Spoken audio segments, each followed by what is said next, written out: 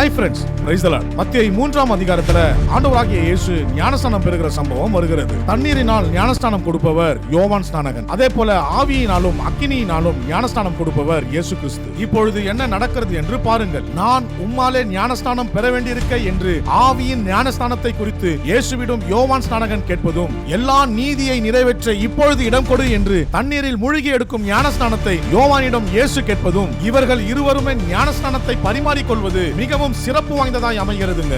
ஞானஸ்நானத்தினால் பழையவைகள் ஒழிக்கப்பட்டு எல்லாம் புதிதாக்கப்படுகின்றன. அதில் ஒரு பகுதி நியாயப்பிரமாணத்தினால் மனிதன் நீதிமானாக்கப்படுகிறதில்லை. ஆகவே நியாயப்பிரமாணத்தை அவர் நிறைவேற்றி புதிய கிருபையின் பிரமாணத்தை மத்தேயு 5, 6, 7ஆம் அதிகாரத்தில் ஆண்டவராகிய இயேசு கிறிஸ்து நமக்கு தருகிறாருங்க. இதற்கு அடையாளமாக இயேசு ஞானஸ்நானம் பெறும் பொழுது தண்ணீருக்குள் பழைய நியாயப்பிரமாணம் நீக்கப்படுகிறது. அவர் தண்ணீரில் இருந்து வெளியே வரும் பொழுது புதிய கிருபையின் பிரமாணம் கொடுக்கப்படுகிறதுங்க.